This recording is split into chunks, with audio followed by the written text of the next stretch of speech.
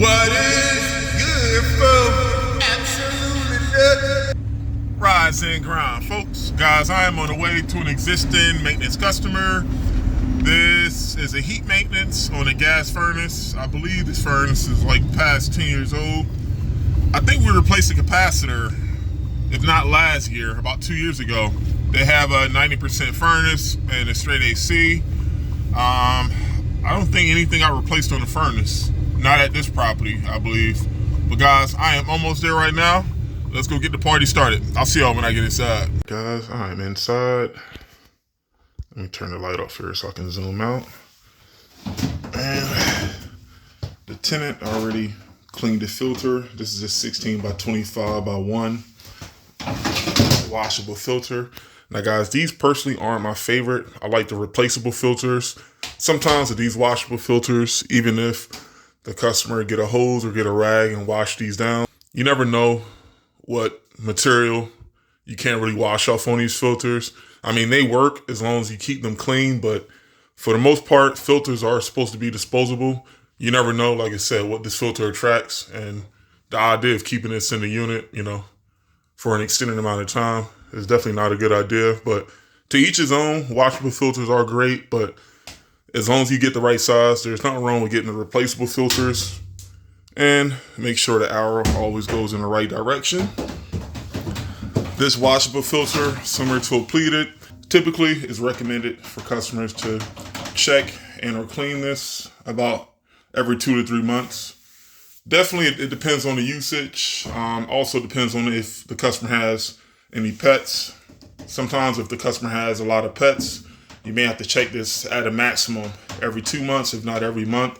I definitely seen that, but if a customer feels as though that they're replacing a filter or they have to clean a filter too often, it may be a good idea to get duct cleaning done.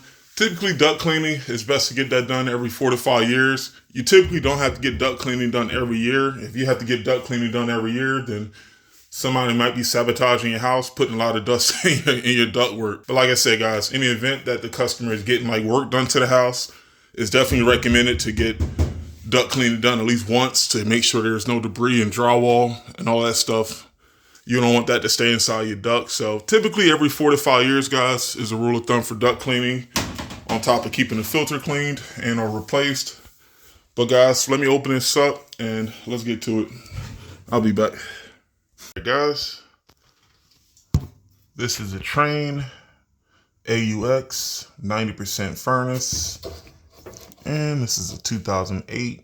So this makes this furnace about 17 years old, and I stand to be corrected. This igniter did get replaced. I think the igniter and the capacitor got replaced probably within the past 3 or 4 years, and the capacitor outside as well got replaced. But we've been coming out here now for at least the past 5 years at a minimum. All minimum repairs, nothing drastic. But guys, what I'm gonna do is check the flame sensor. I'm gonna check that igniter. And I'm gonna look at my notes after I do that to see what the capacitor was rated for this past spring when we came out for the maintenance. And guys, I mentioned this 1,000,001 times. I don't know, guys. It may be job security with Trane, but these 90% Trane units, especially with the sealed combustion means if the burner compartment is sealed, there's no opening. For some reason, the burners always rust over on these Trane 90% units. And guys, what makes this abnormal is that after a while, if the burners rust over on the other side, which you can't see, the channels on the other side of the burners, if they rust over, now you're going to have a no heat call in which all your burners won't light. And at that point, you'll have to pull each and every burner out, and you'll have to inspect them, and you'll have to clean the channel. The channel is just a slot on the other side, which connects one burner to the other. So if one burner lights, it's going to ignite the other 2 burners. In this case, we have a total of 3 burners.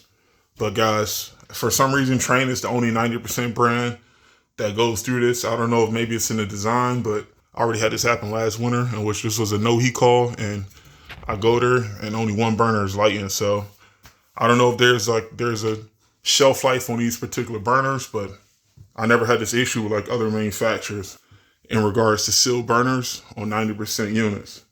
But guys, let me clean the flame sensor and let me get my meter from my igniter, and I'll be right back.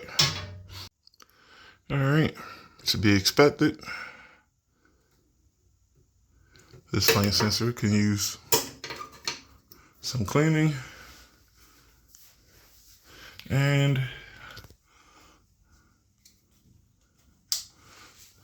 I don't have to take my connection off. Let me ohm out this igniter.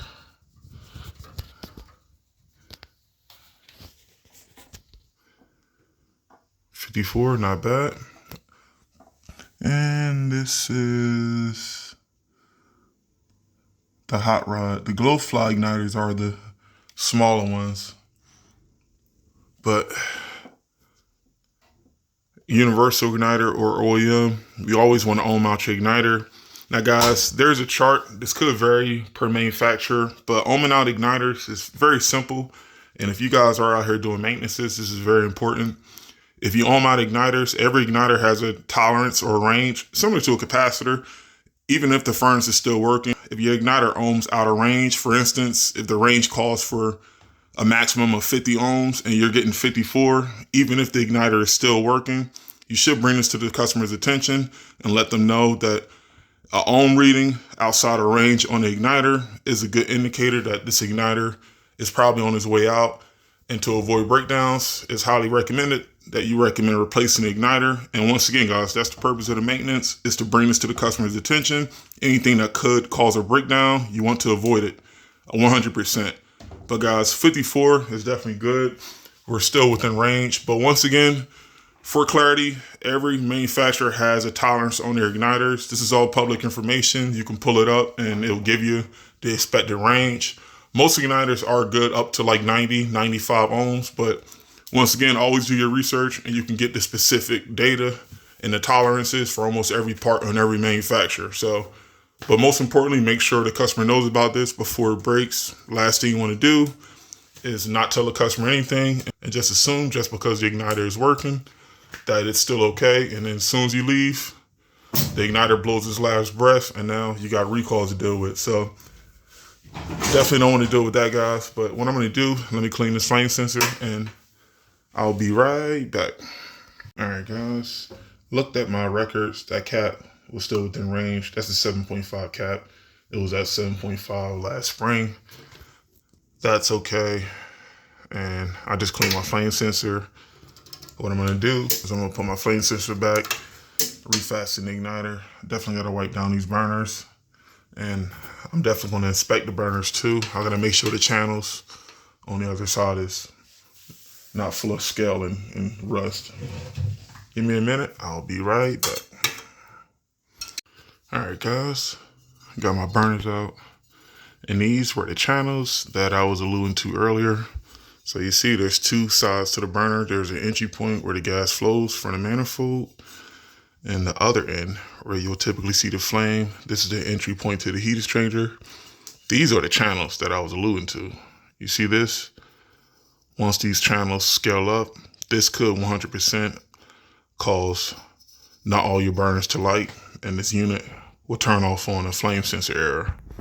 And you're going to be the guy that's going to be replacing 30 flame sensors, and this unit is going to kick your ass just like it kicked my ass about 5 years ago until I figured out exactly what I'm telling you guys right now.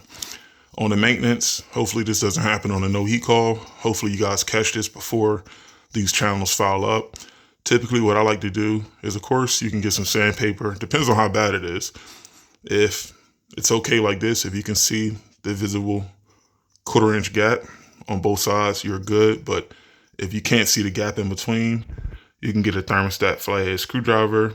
Sandpaper is not really going to help you out because sandpaper cleans off like surface rust, but it doesn't really get in between the seam here. And the seam is only about 1/4 inch, which is not really that big. But you see here, if you get a thermostat flathead screwdriver, and when you do this, try not to pry it open too much, because if you pry it open too wide, that could cause the gas not to go through to the other side. So typically, I just slide the thermostat flathead screwdriver in one end and out the other, enough to just at least clean everything out. You don't want to warp, once again, you don't want to warp the channels.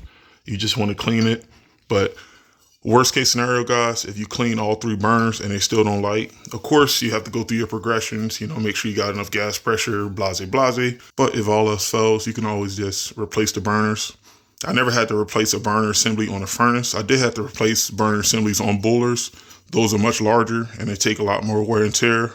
But on furnaces, specifically with these Trane 90% units, for some reason, guys, I can't tell you, maybe it's something in the engineering, maybe over time, but this is the only 90% furnace in which I had to actually do this. No other manufacturer. Only these Trane 90% furnaces with the sealed combustion chamber. I had to make sure that I clean the scale from the channels on these burners. So that's not the case here. Everything is clean, but what I'm gonna do, let me check the third one here. Well, I got this out. Yep, all 3 looks good. So what I'm gonna do, let me put this back in. I want to be careful not to make this igniter. Let me put this back in and I will be right back. I'll see you in a little bit. All right, guys. And one thing I'm not gonna do is check my inducer port, because the stark contrast between 90% furnaces and 80% furnaces with the inducer port.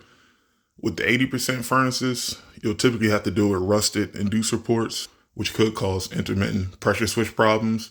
However, with 90% furnaces, you got to make sure that this unit is draining properly. So typically what you can do, whichever way is more feasible, you can either do it from the top hose or the bottom hose. Particularly from the top hose, if you can disconnect it, pour some water down, make sure water exits the trap here. The trap, meaning my condensate trap here, you want to make sure that the trap is flushed. Typically, you have to do this with water. Using a gallo gun for furnace drains is really not feasible, because for one, you can't blow out the condensate trap with a gallo gun. You can do that with the AC drain lines because it's 3/4, but with this, typically you have to take this apart and run some water through it. That's how you would typically clean out a condensate trap on a furnace, but that's how you'll do it with this one. We did this last year because this furnace doesn't have that much wear and tear on it to be 17 years old. It still looks good. But what I'm going to do, guys, is I got my burners back up and going. But typically you want to run the unit 2 or 3 times just to make sure that everything evenly lights.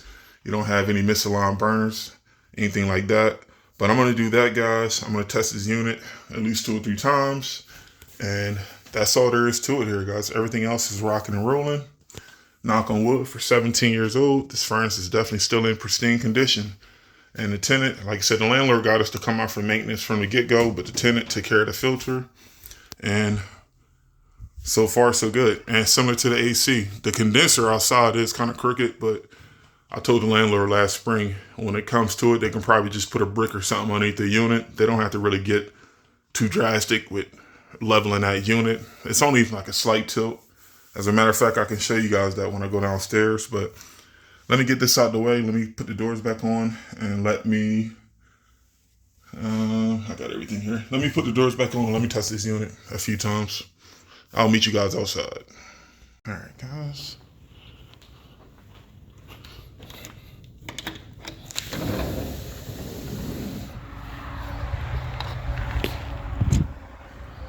Looks like they did some yard work out here. But this is the straight AC unit, 2008 as well. Was just a 2.5 ton. And you see here, this definitely could use some leveling. It should be up this high, but it's like sitting crooked. If the customer doesn't put something under this unit, I'll make a note the next time we come out in the spring. We can just put a few bricks underneath this unit, and that should remedy this situation. But there you have it. Heat maintenance, Trane 90% unit, 17 years old, still working like a champ. I gotta head to the next call. I will see y'all on the next one. Peace.